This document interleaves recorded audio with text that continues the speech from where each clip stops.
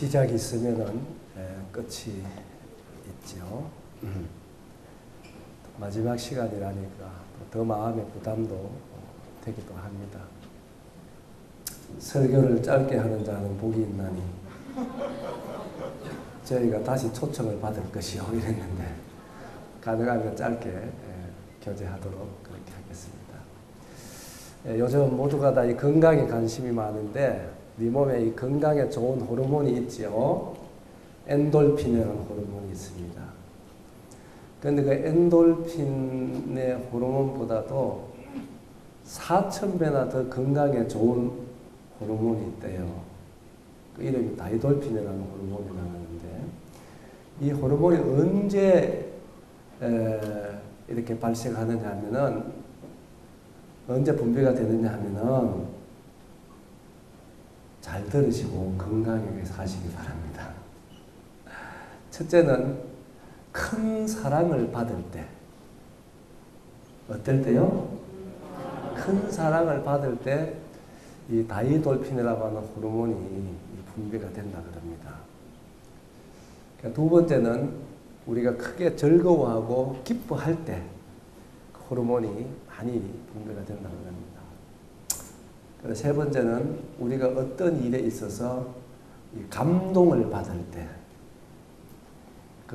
이 엔돌핀의 4,000배나 더 되는 이 다이돌핀이라는 호르몬이 그렇게 분비가 된다고 합니다.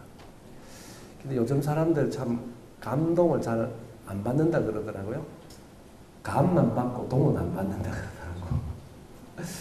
아무튼 제가 이거를 읽고 난 뒤에 참 우리 그리스도인들에게는 굉장히 참 축복 있게 건강에 살 수 있는 놀라운 은혜를 주셨구나 그런 생각이 들더라고요. 우리는 늘 세계에서 세상에서 경험할 수 없는 하나님의 큰 사랑을 받고 살잖아요. 맞지요? 큰 사랑을 우리가 받을 때 진짜 내 몸에서 이 건강을 주는 그런 호르몬이 분비가 된다는 사실입니다. 그리고 우리는 주님께서 항상 기뻐하라고 그렇게 말씀하셨잖아요. 그렇지요. 그리고 범사에 감사하라 이렇게 말씀하셨잖아요. 얼마나 감사합니까 여러분. 나는 그 말씀을 읽을 때마다 참 주님 앞에 감사가 돼요. 왜 그런지 압니까? 만일에 주님 항상 슬퍼하라 이랬으면 어쩔 뻔했습니까? 그래도 순종해야 되잖아요. 맞지요? 그래 말씀 안 하시고 기뻐하라고 하시길래 얼마나 감사합니까? 그리고 감사하라. 얼마나 감사한 만마다 불평하고 댕기라 이러면은 어쩔 뻔했습니까? 범사에 감사하라. 근데 하나님은요 말씀만 그래 하시는 게 아니고 항상 기뻐할 수 있는 삶을 주시고 범사에 감사하는 삶을 주시고 기뻐하고 감사하라는 거예요. 아멘? 그러니까 우리가 얼마나 이 세상 사람하고는 비교할 수 없을 정도로 우리는 정말로 좋은 조건 가운데 살아가고 있는 게 우리 그리스도인들이에요. 여러분 이와 같은 주님 주신 은혜 속에 항상 건강한 여러분 되시기 바랍니다. 아멘. 이 시간도 제가 다시 말씀드립니다. 잠이 오면은 주무세요. 그러나 15분 안에는 자지 마이소. 15분 안에 자면 안 돼요. 15분이 지나고 난 뒤에는 잠이 오면 주무시기 바랍니다. 주님 주시는 대로 교제하도록 하겠습니다. 우리 말씀 한 세 군데 찾아보겠습니다. 우리 로마서 5장입니다. 성경 다 가져오셨죠? 예, 로마서 5장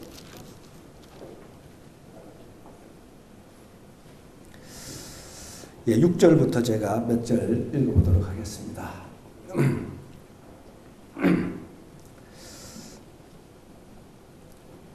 찾아서 우리 같이 읽읍시다. 혹 피곤할 수도 있으니까 성경 읽는 자가 복이 있으니까 6절부터 10절까지 말씀 같이 읽읍시다.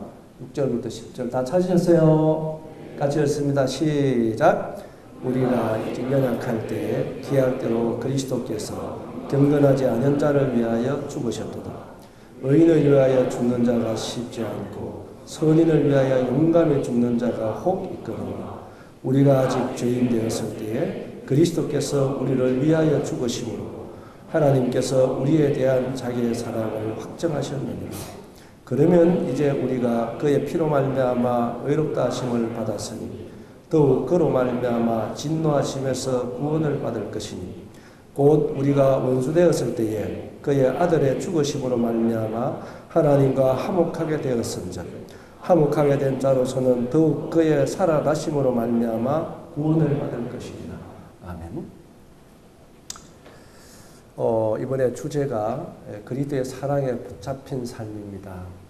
그래서 가능하면 전 다른 어떤 것보다도 하나님의 사랑과 예수 그리스도의 사랑을 좀 여러분들에게 소개하고 또 교제하고 싶은 그런 마음이 참 마음을 구석에 깊이 있었습니다. 참 그 사랑을 몇만 분의 1도 표현이 불가능하지만 최선을 다해서 어제 또 아래 오늘 여기 하나님의 사랑에 대해서 우리가 말씀을 찾으면서 우리가 피차가 듣고 또 묵상하고 생각해보는 그런 시간을 갖고 있습니다. 이 말씀에 보니까 여러분 중요한 단어 몇 가지를 보면 6절에 보면 우리가 연약할 때에 그리고 경건하지 않은 자 그다음 8절에는 우리가 죄인 되었을 때에 그리고 10절에는 원수 되었을 때에 우리가 하나님과 이런 관계에 있을 때 하나님은 우리를 사랑하셔서 우리의 그 사랑을 아들을 십자가에 못 박음으로 확정해 주셨다. 이 얘기예요. 우리가 어떠할 때요? 우리가 순종 잘할 때? 우리가 승리할 때? 우리가 경건할 때가 아닙니다. 우리가 연약할 때였습니다. 우리가 경건하지 않을 때였습니다. 그리고 우리가 죄인 되었을 때입니다. 그리고 하나님과 원수 되었을 그때의 하나님은 우리를 사랑하셔서 이러한 우리를 위하여 그 아들을 십자가에 못 박으심으로 이러한 우리를 향한 하나님의 사랑을 확증해 주셨다. 여러분들의 신앙이 힘이 없고 연약해지고 또 마음속에 뭔가 확신이 없을 때마다 다른 것이 아니라 이 말씀들 한번 묵상해 보시기 바랍니다. 하나님의 나를 어느 때 어떠한 사랑으로 나를 사랑하셨는가. 우리 하나님께서 노래를 많이 하지만 실제로 내 마음에 그러한 하나님을 내가 정말로 느끼고 내 마음에 그런 하나님을 경험하고 그 하나님과 더불어 내가 사느냐 하는 것이 정말 중요하다고 저는 생각합니다. 내가 어느 때에 연약할 때에 내가 어느 때에 경건하지 못할 때 내가 어느 때에 죄인 되었을 때에 어느 때에 원수 되었을 때에 하나님은 나를 위해서 그 아들을 십자가에 못 박아 주셨습니다. 그러므로 하나님께서 나를 이런 사랑으로 사랑한다고 하는 그 사랑을 확증해 주셨다. 참 이 사랑을 저는 예배 시간에도 종종 이 말씀을 통해서 예배 드릴 때가 참 여러 번 있습니다. 1년에. 마음에 감동이 되죠. 여기 보세요. 여기 뭐라고 되어 있나요? 7절에도 보면요. 의인을 위하여 죽는 자가 쉽지 않다. 선한 사람을 위해서 죽는 자가 혹 있을지 모르지만 우리가 죄인되고 연약하고 경건치 못하고 원수된 우리를 위해서 그 아들을 주셨다고 하는 것을 우리가 어떻게 이해할 수 있겠습니까? 사람 사이에서 이해할 수 없는 것입니다. 이것이 하나님이 우리를 향한 사랑이라고 하는 사실입니다. 우리는 믿음과 모든 것은 이 사랑에 기초하는 것입니다. 이 사랑으로 시작하는 거예요. 이 사랑이 우리를 감동시키는 것이죠. 사랑이 우리를 변화시키는 거예요. 내가 변화되는 것, 우리가 변화되는 건요. 다른 어떤 것으로도 어렵다고 저는 생각합니다. 오직 변화될 수 있는 강력한 힘은 사랑밖에 없다. 살아가면 살아갈수록 더 마음속에 확신하고 삽니다. 이 하나님의 사랑이 우리를 바꾸고 우리를 변화시키는 그 하나님의 사랑이 우리를 통해서도 나타나는 우리 청년 캠프에 참석한 청년들 되시기 바랍니다. 아멘. 이러한 사랑이 우리의 마음에 좀 성령님으로 말미암아 감동이 되었으면 좋겠다 이런 생각을 다시 한번 해보게 됩니다. 우리 요한복음 15장에 가보겠습니다.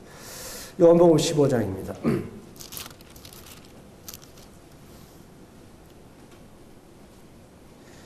요한복음 15장 찾으셨죠? 13절부터 16절까지 또 같이 읽겠습니다. 13절 16절입니다. 찾으셨어요? 같이 읽습니다. 시작.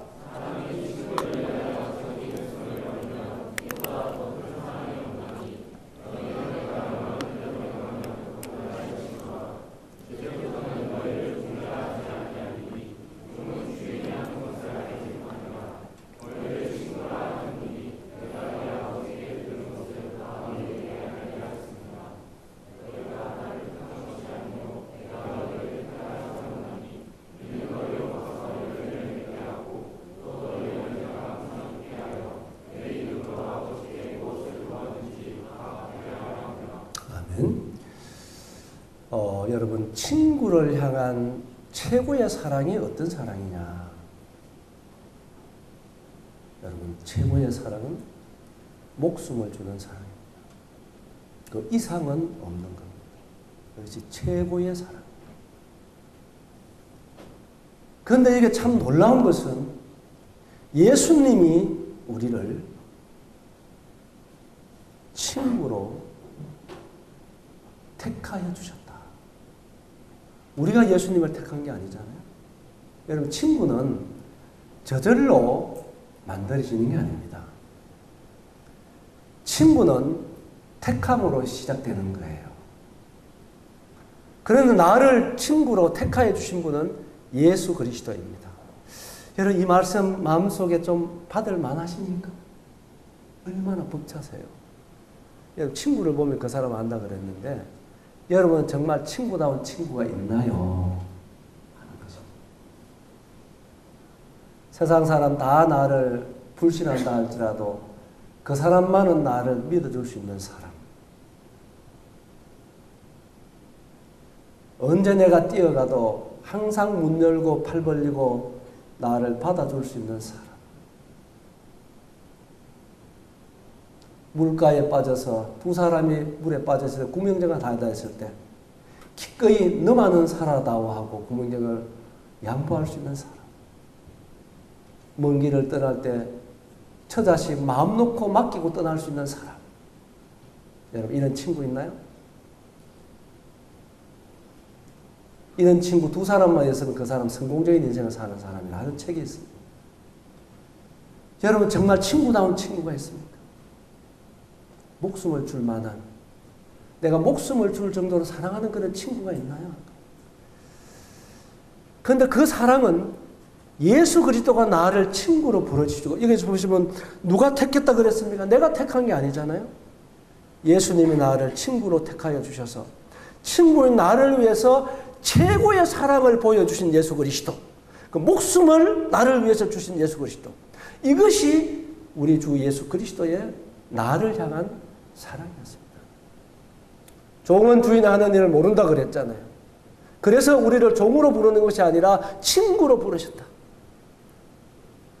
그래서 그분의 비밀을 우리에게 다 알려주셨다.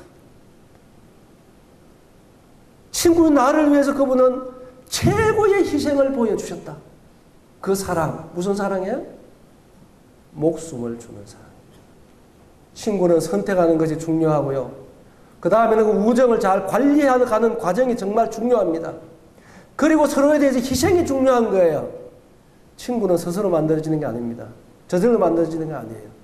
그래서 예수님도 우리의 관계를 친구로만 부르신 것이 아니라 얼마나 오랜 세월 동안 끊임없는 우리를 택하신 그 주님은 나와 더불어 사귀길 원하시고 나와 함께 하길 원하시고 나와 우정을 계속 깊이 관리해 가기를 원하시는 우리 예수 그리스도고, 그는 끝내 우리를 위해서 최고의 사랑을, 최고의 희생의 사랑을, 목숨을 주는 사랑으로 우리에게 다가오신 분이 바로 예수 그리스도. 이분이 참 우리의 친구 삼은 분이시다. 여러분 삶 속에 이분을 너무나 외롭게 하질 않나요? 정말 이분은 여러분의 친구입니다. 나의 친구입니다. 최고의 사랑을 나에게 보여주신 분입니다. 여러분, 세상에 친구들 있겠지만 여러분들을 위해서 목숨 줄 사람 몇 명 있나요? 잘 못 알아들었어요? 여러분, 자신을 위해서 목숨 줄 사람 몇 명 있습니까? 한 명도 쉽지 않을걸요? 나를 위해 손가락 끊어줄 사람 몇 명 있습니까? 그것도 쉽지 않을 거예요. 그래 나를 친구로 택해준 예수 그리스도는 나를 위해서 생명을 주셨습니다. 저는 어느 날 이 말씀 앞에 눈물을 흘리면서 저 또한 예수를 위해서 내 목숨을 줄 수 있습니다. 그렇게 고백한 적이 있어요. 예수님을 사랑하는 여러 가지 이유도 있겠고 이유 없이도 사랑할 수밖에 없겠지만 저는 예수님을 사랑합니다. 전 아내보다도 예수님을 더 사랑합니다. 저도 자녀가 2명이나 있어요. 자녀 사랑합니다. 그러나 그 자녀보다도 예수님을 더 사랑해요. 나는 저 집사람, 우리 자매 앞에, 우리 자녀들 앞에 저는 이런 얘기를 자주 합니다. 그 이유를 나는 늘 얘기해줘요. 내가 당신보다 더 사랑하는 것, 예수 그리스도. 난 너희들로 더 사랑하는 예수도 왜 내가 예수를 더 사랑하는지를 이야기해 줍니다. 당신보다 예수님 나를 더 사랑하기 때문이다. 너희들보다 예수님이 나를 더 사랑하기 때문이다. 그러나 난 예수님 다음으로 난 당신을 사랑해요. 난 예수로는 저희 자매를 사랑합니다. 누구보다도 사랑합니다. 그래서 예수님보다는 더 사랑할 수 없습니다. 우리 자녀들 전 사랑합니다. 진짜 자녀들이 잘 된다면 내가 무엇으로도 줄 수 있습니다. 그러나 예수님보다는 더 사랑하지 않습니다. 전 양심적으로 그렇게 말씀드립니다. 전 예수 사랑해요. 왜요? 예수님이 나에게 최고의 사랑을 주시기 때문입니다. 그래서 나 또한 그 주님께 최고의 사랑을 표현하고 싶은 것입니다. 기회가 온다면 표현하고 싶은 거예요. 이 예수 그리스도를 사랑하는 여러분들의 친구라고 하는 사실을 꼭 기억하시기 바랍니다. 아멘. 오늘 이후로 정말 나의 친구가 있다. 나는 정말 친구가 있다. 나를 위해서 생명을 준 친구가 있다.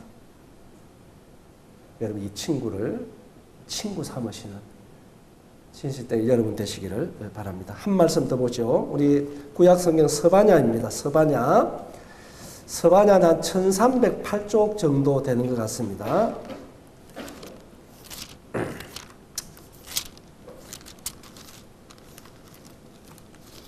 서바냐 3장 17절 말씀입니다.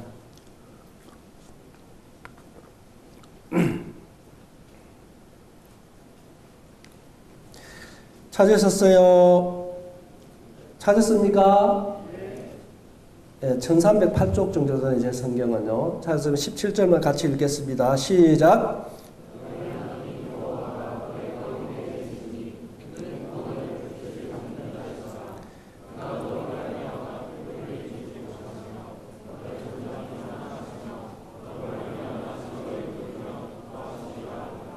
아멘이십니까? 아멘이세요? 그렇습니다. 전능하신 하나님께서 나와 함께 계시고 우리 가운데 거하시면서 참 놀라운 것은 그분은 나로 인하여 기쁨을 이기지 못한다. 이걸 여러분 이해하세요?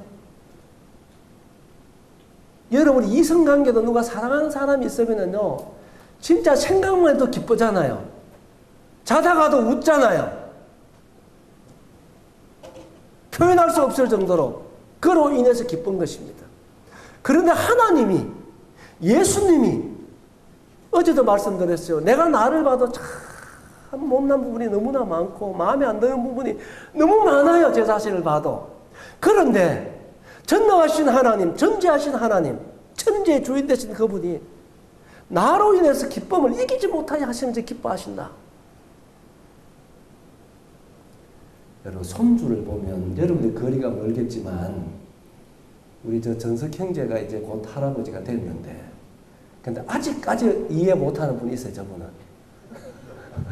왜냐하면 손주는 알아보지 못하면 이해 못하는 부분이 있습니다.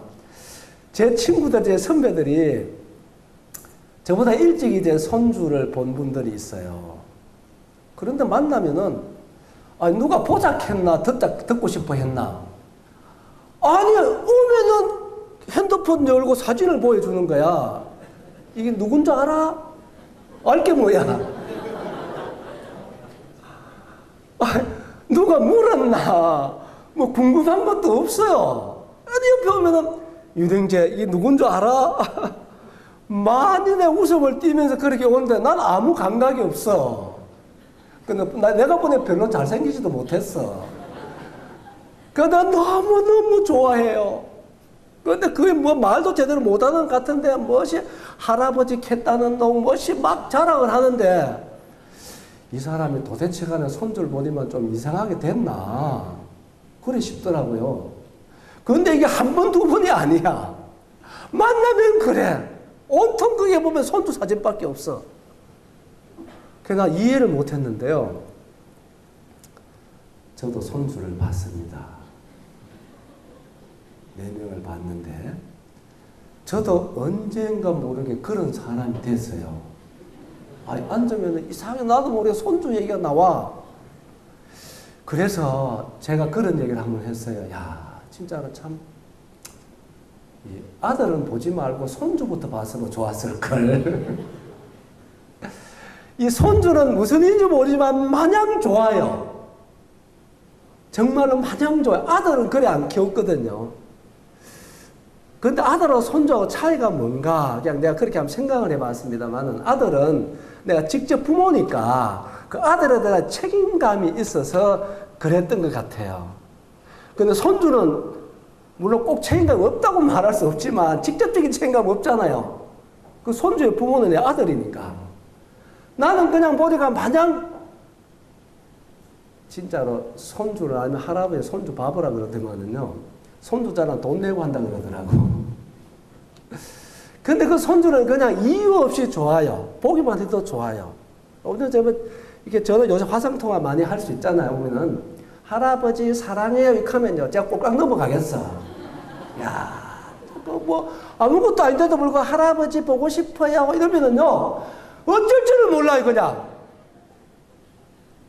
마음이 기뻐요. 마음이 기뻐. 정말로 마음이 기쁜 거야. 와서 그냥 인사하고 절하고 할아버지한테 안기고 이러면요. 세상 다 하던 것 같아요. 누구도 부럽지 않아요. 너무 행복해요. 제가 하나님이 우리를 볼 때 물론 그에 비교할 수 없겠지만 우리를 볼 때 그렇게 기뻐하지 않으실까? 우리가 잘해서 우리가 선하게 살아서 물론 그 필요 없다는 얘기 아니에요 여러분. 그래서 그런 게 아니라 그분은 우리 자체를 볼 때 그렇게 기뻐하신다는 거예요. 그분에게 있어서는. 아멘이 되세요? 우리를 그렇게 사랑하시는 거예요. 우리를 볼 때마다 우리 함께 할 때마다 그러면 나아갈 때마다 그분은 우리 자체로 인해서 기쁨을 이기지 못하게 하신다. 너무 기뻐하시는 거예요. 이분이 우리의 아버지예요. 이분이 우리의 하나님이세요. 이분이 우리 예수 그리스도세요. 이 하나님과 동행하시고 이 하나님의 사랑을 신뢰하시고 어떤 경우라도 이 사랑 안에서 강건한 여러분 되시기 바랍니다. 아멘. 이 사랑 안에서 자라가는 우리 형제자매들 되시기를 진실로 바랍니다. 이제 이러한 사랑에 붙들려서 이러한 사랑에 붙잡혀서 남은 생에는 정말로 사랑에 붙들린 자답게 예수 그리스도의 친구답게 하나님의 자녀답게 하나님의 기쁨을 한 몸에 받는 자답게 그렇게 좀 힘있게 주님을 섬겨갔으면 참 좋겠다.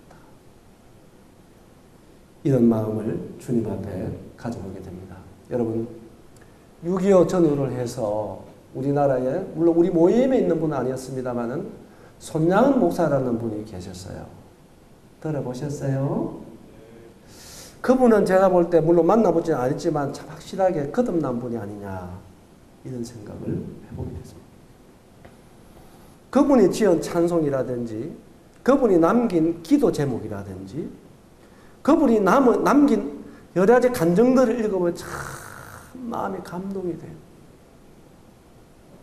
자기 두 아들을 자기가 보는 눈앞에서 처참하게 때려 죽였던 그 원수 같은 사람을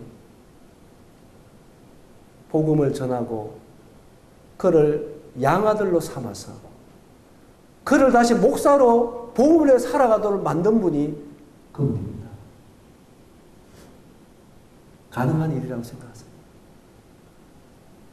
그 당시에 그분은 두 아들, 첫째 아들, 둘째 아들을 미국에 유학 보내려고 다 준비가 되어 있었습니다.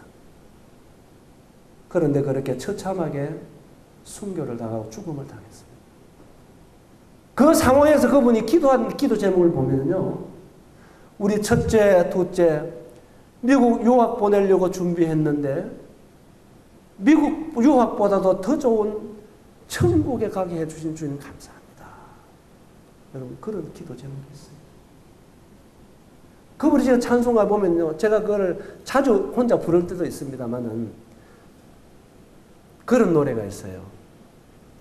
먼 하늘 이상은 구름만 떠도 행여 안에 주님 오시는가 해. 멀리 멀리 고개 들어 바라보는 마음, 오 주여 언제나 오시렵니까. 그분은 정말로 주님을 그리워했습니다. 그분은 정말 주님을 기다렸어요. 사모했어요.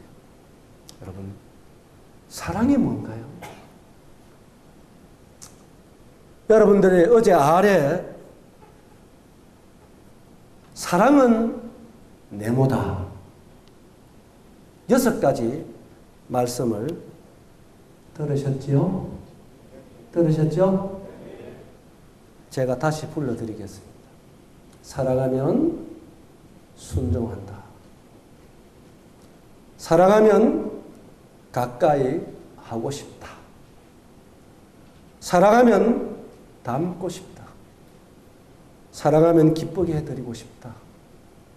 사랑하면 죽음도 불사한다. 사랑하면 진리 가운데 행한다. 여기 제가 2-3가지 더 보태면, 여러분, 사랑하면 같이 있고 싶은 것입니다. 그리고 사랑하면 자랑하고 싶은 것입니다. 그리고 사랑하면 관심이 생긴다. 그리고 사랑하면 그리워합니다. 여러분, 정말 예수님 사랑하십니까? 예수님 그리워집니까? 그분 곧 오시겠다고 약속했잖아요. 우리에게 무슨 소망이 있습니까? 예수님 다시 오심의 소망에 무엇이 우리의 소망인가요? 이 손양호 목사 그런 환경 속에서도 일을 하다가 이상한 구름만 떠도 행여나 내주는 곳일까 봐 모든 일을 놓고 멀리 멀리 하늘을 바라보고 주님을 기다렸던 그분, 얼마나 주님을 사랑하는 분이었나, 얼마나 주님을 그리워했던 분인가, 이런 생각을 해요. 오늘날 우리는 어떤가? 정말 주님은 우리를 정말로 사랑하시고 우리와 정말 만나고 싶어 합니다. 근데 천년을 하루같이, 하루를 천년같이 우리와 만나고 싶어서, 다시 빨리 오시고 싶어서 그분 오늘도 그러한 사랑으로 우리를 기다리는 분이십니다. 우리는 그분을 얼마나 사랑합니까? 얼마나 그분을 여러분들 그리워하세요? 예수님 정말 만나고 싶지 않습니까? 예수 오늘 속히 오시기를 바라는 마음이 없나요? 이 주님 우리 기다리는 예수님의 사랑으로 우리 주님께 표현하는 여러분 됐으면 좋겠습니다. 아멘? 정말로 그래서 우리 주님을 사모합시다. 주님께 관심을 좀 가집시다. 그리고 주님을 자랑합시다. 이게 복음 아닌가요? 사랑하면 자랑하고 싶은 거예요. 틀림없어요, 여러분. 사랑하면 같이 있고 싶은 것입니다. 이 사랑에 정말 붙들리기를 원하면 제가 어제 마지막 부분에 그런 말씀 드렸어요. 여러분 열심히 식어진다든지 뭔가 마음속에 기쁨이 사라질 때는요. 여러분 다른 어떤 노력보다도 어디에 가서 앉아라? 어디에? 예수님의 발 앞에. 따라보다 예수님 발 앞에. 여러분 그곳에 자주 나아가시게 되기 바랍니다. 예수님 발 앞에. 그 자리에는요 모든 것을 내가 회복할 수 있는 자리입니다. 그 자리는 주님과 나의 관계가 회복할 수 있는 곳입니다. 다시 사랑이 회복할 수 있는 곳이에요. 능력을 부여받을 수 있는 곳입니다. 다시 회복이 있는 곳이에요. 예수님의 발 앞에 양보하지 말고 예수님의 발 앞에 자주 나아가서 그분 발 앞에 조용히 앉아서 그분의 음성을 듣고 그분의 모습을 바라보고 그분의 얼굴을 구하고 나의 삶들을 한번 냉철하게 돌아보는 그 예수님의 발 앞에 여러분 자주 나가시는 여러분 되시기 바랍니다. 그리고 또 한 가지 말씀을 드리고 싶습니다. 우리 요한복음 13장 가보겠습니다. 요한복음 13장.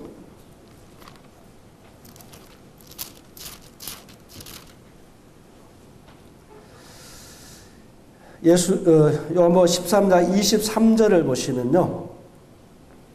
23절에 보시면 예수의 제자 중 하나 곧 그가 사랑하시는 자가 따라 볼까요? 예수의 품에 의지하여 누웠는지라. 25절에 보면 그가 예수의 가슴에 그대로 의지하여. 여러분 사도 요한이 어떤 사람인지 알죠? 아주 성격이 급한 사람이었습니다. 감정적인 사람이었어요. 그래서 우리의 아들이라 이란 별명이 붙여지죠. 이러한 요한이 우리에게는 어떤 사도로 남나요? 따라볼까요? 사랑의 사도. 그렇게 성격 급하고 적극적인 사람이 어떻게 사랑의 사도로 바뀌어질 수가 있을까? 변화될 수가 있었을까? 여러분 그 비결은 바로 여기 있습니다. 따라할까? 예수의 품에, 예수의 가슴에 기대는 것입니다. 그리고 그의 품 안에 안기는 것입니다. 거기에서 예수님의 숨결을 느끼는 거예요. 예수님의 따뜻한 사랑을 느끼는 거예요. 우리의 신앙의 성패, 인생의 성패는 어디서 날까요?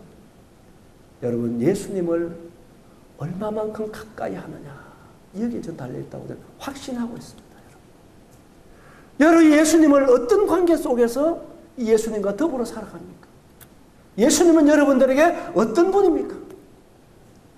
여러분 정말 예수님의 심장소리를 들어본 적 있나요?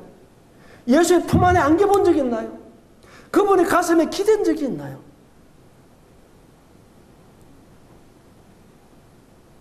이 사도 요한은 이것이 참 특별한 분이었다. 그래서 그는 죽을 때까지 제일 오래 살았잖아요. 사도들 중에서 제일 오래 살았습니다. 정말 노년에 제대로 일어서지도 못한 그때에도 많은 성도들이 모여서 그분을 초청해서 말씀을 준비하면 그분 나와서 튀어나와서 하는 말씀, 긴 말씀 안 하셨다고 하더라고요. 여러분 서로 사랑하십시오. 예수님을 사랑하십시오. 이 말씀 하시더라고요. 사랑이 뭔지, 예수의 사랑이 뭔지를 이 사도 요한은 직접 느낀 사람이에요. 예수님의 품에서, 예수님의 가슴에서. 이제 우리 청년들이 정말 이 시간, 우리 캠프 이후로 자주 예수님의 발 앞에 앉고 예수의 품에 기대는 이러한 시간들을 종종 가져서 우리 모두가 사랑의 사도로, 예수님의 사람으로, 하나님의 사람으로 우리가 모든 사람들에게 나타나는 그럼 우리 멋진 청년들이 될 수 있기를 바랍니다. 아멘? 정말 그렇게 주님이 은혜 주시기를 바라는 마음이 참으로 간절합니다. 여러분, 제가 말씀한 두 구절만 보고 오늘 마칠까 합니다. 참 이 캠프를 위해서 어느 때보다도 많이 기도했습니다. 이유는 뭔지 아세요? 이번 캠프, 어제 첫날도 얘기했습니다만은 이 청년 캠프 약 17년 가까이 이렇게 해오면서 1년에 2번 계속 해왔거든요. 근데 주 강사가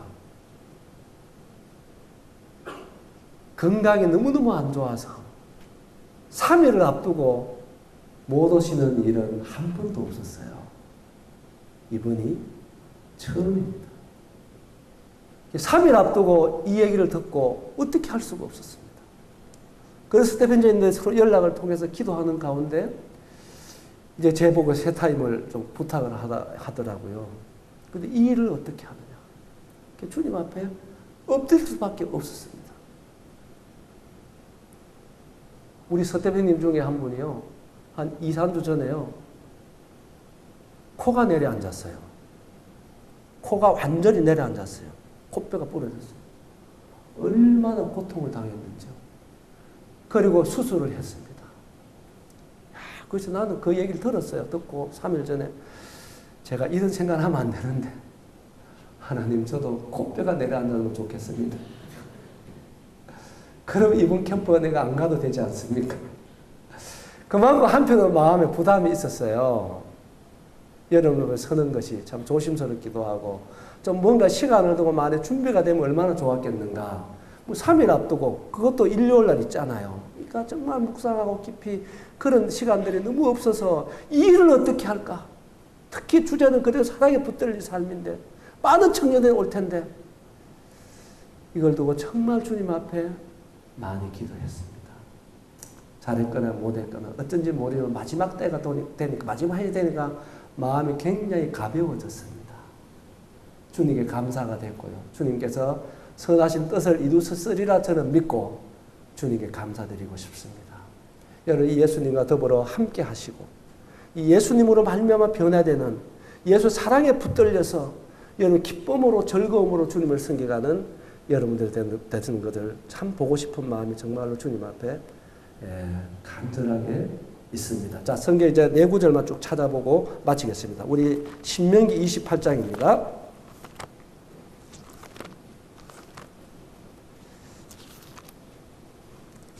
신명기 28장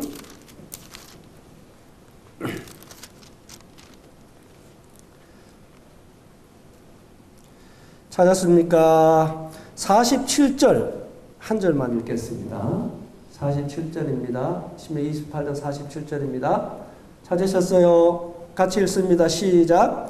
내가 모든 것이 풍족하여도 기쁨과 즐거운 마음으로 내 하나님 여호와를 섬기지 아니함으로 말미암아 내가 줄이고 목마르고 헐벗까. 여러분 정말 하나님이 우리에게 은혜 이상으로 모든 것을 축복하셨습니다. 참 우리나라 복받은 나라입니다.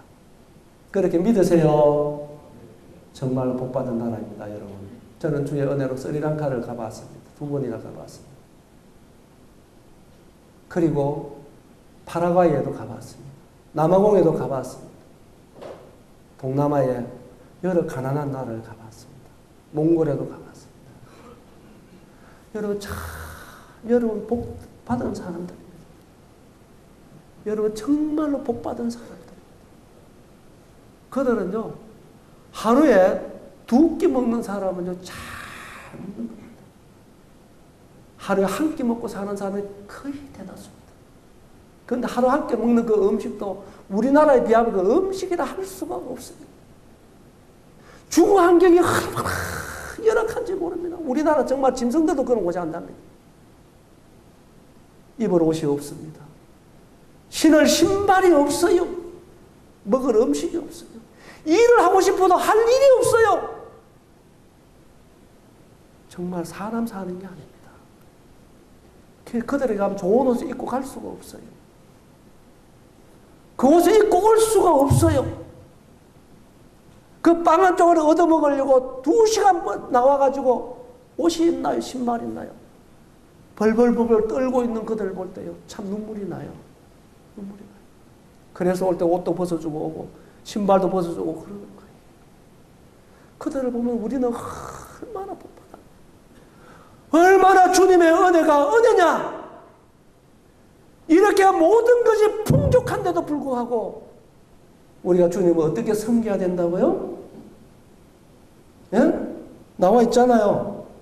기쁨과 즐거운 마음으로 하나님을 섬기는 것이 마땅하지 않겠느냐. 아멘. 아멘. 그런데 우리가 어떻게 섬겨왔습니까? 여러분 두려워하십시오. 하나님의 주의 은혜가 한 번 불어 뿌리면 날아가는 것입니다. 다시 겸손하시고 다시 우리가 돌볼 필요가 있어요. 주님 앞에. 정말 주님의 은혜입니다. 모든 은혜입니다.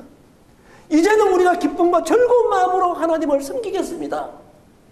그게 마땅하지 않나요?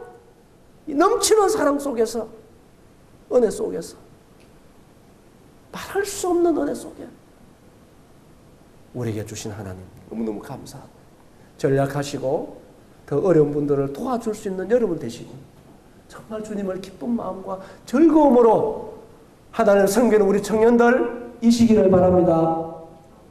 아멘? 아멘. 그렇지 않으면 그게 죄가 될 수 있습니다.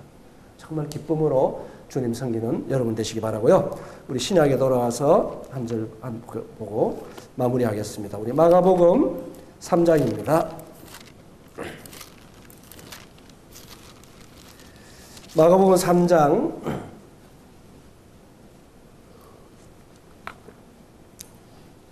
13절 14절에 보시면요.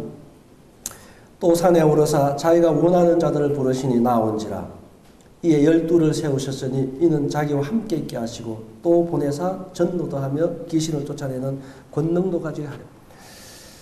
저는 항상 이 말씀 보면 예수님이 우리를 부르신 목적이 뭐냐. 첫째, 둘째, 셋째가 있다면 예수님이 나를 부르신 첫째가 뭐냐. 제가 이렇게 질문을 해봅니다. 왜 예수님이 나를 불렀을까요? 전도하라고요? 예, 맞아요. 권능 행하라고요? 맞아요. 그러나 그거보다도 더 주님이 원하는 게 있습니다. 더 먼저 원하는 게 있어요. 어떤 일보다도 정말 나를 부르신 예수 그리스도, 수많은 사람 가운데 나를 먼저 부르신 예수 그리스도는요, 왜 불렀느냐? 여러분, 어떤 것보다도 주님은 나와 함께 있고서 부른 거예요. 함께 있고 싶어서. 사랑은 함께 있는 것입니다. 주님 우리를 부르신 목적, 어떤 것을 요구하기 전에 먼저 제발 나와 함께 있어다오, 나와 함께 있기를 원하시는 주님이 날 부르신 첫째 소원이라는 것입니다. 왜 그런 줄 아십니까? 우리가 꿈에도 소원은 예수님 닮는 거잖아요. 예수님 닮는 최고의 비결이 뭔지 압니까? 같이 사는 겁니다. 부부가 결혼 살면 왜 같이 닮나요? 같이 살기 때문에 닮는 거예요. 정말 주님 닮기를 원하십니까? 그러면 예수님과 함께 시간을 많이 보내세요. 예수님 그걸 원하시는 것입니다. 어떤 보다 내 앞에 나와서 발치 앞에 앉아서 품에 기대서 나와 함께 있어주길 바라는 거예요. 이 수많은 사람 중에서 우리를 부르신 목적, 나를 위해서 생명을 주신 목적은 나와 함께 있고 싶은 거예요. 나로 해서 기쁨을 느끼지 못하게 하시는 주님, 나를 잠잠히 살아가시는 그 주님은 어떤 요구보다도 나와 함께 있어다오. 그게 주님이 부르시는 첫째 이유입니다. 우리 데살로니가전서 5장 10절 한 절 보고 마칩니다. 데살로니가전서 5장입니다. 데살로니가전서 5장 10절. 자, 마지막 말씀이니까 큰 소리로 읽고 마무리합니다. 찾으셨습니까? 읽습니다. 시작. 예수께서 우리를 위하여 죽으사 우리로 하여금 깨어있든지 자든지 자기와 함께 살게 하려 하시니. 아멘. 이 말씀 좀 마음에 콕 담아두시길 바라고요. 여러분 정말 그리스도의 사랑에 붙들린 삶, 하나님의 사랑에 붙잡힌 삶을 원하시면 여러분 예수 그리스도와 함께 머무는, 예수 그리스도와 함께 있는 이런 훈련이 먼저 여러분 삶에 잘 되어졌으면 정말로 좋겠습니다. 그런 말씀 마무리하면서 붙들린 삶은 자기를 위해 살지 않는다. 어떤 사람도 육체의 가치대로 보지 않는다. 그 사랑에 붙들릴 삶은 주님을 섬기는 삶은 일이 아니다. 그분에 대한 사랑의 표현이다. 사랑을 다 할 수 있는 기회다. 하나님 능력을 경험할 수 있는 기회다. 사랑에 붙들린 사람은 이렇게 느껴진다. 이런 말씀 드렸는데 이 모든 것은요 결코 우리의 의지로 되지 않습니다. 예수의 발 앞에, 예수님의 품 안에, 예수님의 가슴에 기댈 수 있는 자만이 가능하다. 이 말씀을 드리면서 정말 여러분 남은 생애를 예수 그리스도와 함께 살아가는, 예수와 가까이 가는 이런 청년들이 되시기를 바라면서 말씀을 줄일까 합니다. 여러분 경청해 주셔서 감사하고 함께 해주셔서 감사하고 저 또한 여러분과 함께해서 참 행복했습니다. 계속적으로 주님 안에서 우리가 진보하고 머지않아 오실 그 주님을 그리워하면서 우리 나그네 생활 기쁨으로 즐거운 마음으로 그 주님을 섬겨 하루하루 가는 우리 청년 되시기 바랍니다. 아멘. 네, 감사합니다. 여기까지 교제하겠습니다. 감사합니다.